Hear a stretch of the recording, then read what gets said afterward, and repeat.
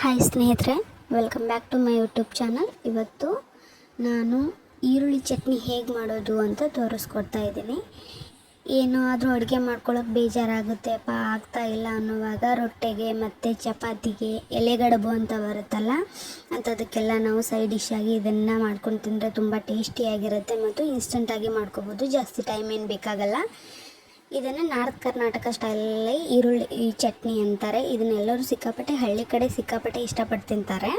ಮೊದಲಿಗೆ ಏನು ಮಾಡ್ಕೋಬೇಕು ಅಂತಂದರೆ, ಒಂದು ಸ್ವಲ್ಪ ಶೇಂಗಾ ಬೀಜನ ಹುರ್ಕೊಂಬಿಟ್ಟು ಮಿಕ್ಸಿಗೆ ಹಚ್ಕೊಂಡು ಪುಡಿ ಮಾಡಿಟ್ಕೋಬೇಕು. ಆಮೇಲೆ 2ರಿಂದ 3 ಈರುಳ್ಳಿ ನಿಮ್ಗೆ ಎಷ್ಟು ಬೇಕು ನೋಡಿ ಅಷ್ಟು ಕ್ವಾಂಟಿಟಿಲಿ ಈರುಳ್ಳಿ ತೊಗೊಂಡ್ಬಿಟ್ಟು ಅದನ್ನು ಸಣ್ಣದಾಗಿ ಎಷ್ಟು ಸಾಧ್ಯನೋ ಅಷ್ಟು ಸಣ್ಣದಾಗಿ ಕಟ್ ಮಾಡಿಟ್ಕೊಂಡು ಸ್ವಲ್ಪ ನೀರಲ್ಲಿ ಹಾಕಿಟ್ಕೊಳ್ಳಿ, ಅದರಲ್ಲಿರೋ ಕಾಕಿನ ಅಂಶ ಹೋಗಲಿ ಅಂಥೇಳಿ. ಅದಾದಮೇಲೆ ಈ ಸೈಡಲ್ಲಿ ನಾವೇನು ಮಾಡಬೇಕಂದ್ರೆ ಒಂದು ಖಾರಕಲ್ಲು ತೊಗೊಂಡ್ಬಿಟ್ಟು ಖಾರಕಲ್ಲಲ್ಲಿ 1 ಸ್ಪೂನ್ ಜೀರಿಗೆ, ಸ್ವಲ್ಪ ಉಪ್ಪು, ಸ್ವಲ್ಪ ಖಾರದ ಪುಡಿ ಹಾಕೋಬಿಟ್ಟು ಚೆನ್ನಾಗಿ ಹರ್ಕೋಬೇಕಾಗುತ್ತೆ ಸಣ್ಣಾಗೋವರೆಗೂ. ಹರ್ಕೊಂಡಾದಮೇಲೆ ಇದಕ್ಕೆ 1ರಿಂದ 2 ಸ್ಪೂನ್ ಮೊದಲೇ ನಾವು ರೆಡಿ ಮಾಡಿಟ್ಕೊಂಡಿರ್ತೀವಲ್ಲ ಶೇಂಗಾ ಪುಡಿ, ಆ ಪುಡಿನ ಹಾಕ್ಕೊಂಡು ಸ್ವಲ್ಪ ಹರ್ಕೊಳ್ಬೇಕು. ಹರ್ಕೊಂಡಾದಮೇಲೆ ಒಂದು ಟೇಬಲ್ ಸ್ಪೂನ್ ಅಂದರೆ 1 ಟೀ ಸ್ಪೂನಷ್ಟು ಆಯಿಲ್ ಹಾಕ್ಕೋಬೇಕು.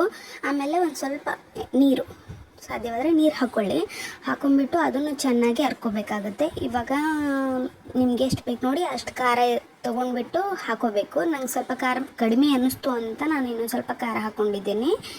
ಇವಾಗೇನು ನಾವು ಹಾಕ್ಕೊಂಡಾದ್ಮೇಲೆ ನಾವು ಮೊದಲೇ ನೆನೆ ಇಟ್ಟಿರ್ತೀವಿ ಅಲ್ವಾ, ಆ ನೆನೆ ಇಟ್ಟಿರೋ ಈರುಳ್ಳಿನ ಹಿಂಡ್ಬಿಟ್ಟು, ಅಂದರೆ ಮೊದಲೇ ಈಗಾಗಲೇ ನೀರು ಹಾಕ್ಕೊಂಡು ನಾವು ಕುಟ್ಕೊಂಡಿರ್ತೀವಿ ಅಲ್ವಾ, ಸೊ ಹಾಗಾಗಿಬಿಟ್ಟು ಹಿಂಡ್ಬಿಟ್ಟು ಅದನ್ನು ನಾವೇನು ಮಾಡಬೇಕು, ಈ ಕಲ್ಲೊಳಗೆ ಹಾಕಿ ಚೆನ್ನಾಗಿ ಕುಟ್ಕೋಬೇಕು. ಇದೇನು ಮಿಕ್ಸರ್ ಇರುತ್ತಲ್ಲ, ಈ ಮಿಕ್ಸರು ಈರುಳ್ಳಿ ಜೊತೆ ಹೊಂದ್ಕೋಬೇಕು. ಆ ಥರ ಚೆನ್ನಾಗಿ ಕುಟ್ಕೊಳ್ಳಿ. ಎಲ್ಲನೂ ಹಾಕಿಬಿಟ್ಟು ಕುಟ್ಕೊಂಡಾದಮೇಲೆ ಒಂದು ಬೌಲಲ್ಲಿ ತೊಗೊಂಡ್ಬಿಟ್ಟು ಮತ್ತೆ ಅದನ್ನು ಕಲಸಿ, ಯಾಕಂದರೆ ಕಲ್ಲಲ್ಲಿ ನೀಟಾಗಿ ಮಿಕ್ಸ್ ಆಗಿರಲ್ಲ. ಸೊ ಹಾಗಾಗಿ ನೀವು ಚೆನ್ನಾಗಿ ಕಲಿಸ್ಕೊಂಡ್ಬಿಟ್ರೆ ನೀವು ರೊಟ್ಟಿ ಜೊತೆ ತಿನ್ನೋಕ್ಕೆ, ಚಪಾತಿ ಜೊತೆ ತಿನ್ನೋಕ್ಕೆ ಸೈಡ್ ಡಿಶ್ ಆಗಿ ಈರುಳ್ಳಿ ಚಟ್ನಿ ರೆಡಿ ಆಯಿತು. ನಿಮಗೇನಾದರೂ ಈ ರೆಸಿಪಿ ಇಷ್ಟ ಆಗಿದ್ದರೆ ನನ್ನ ಚಾನಲ್ನ ಸಬ್ಸ್ಕ್ರೈಬ್ ಮಾಡಿ, ಹಾಗೆ ಸಪೋರ್ಟ್ ಮಾಡಿ please. Thank you for watching my video.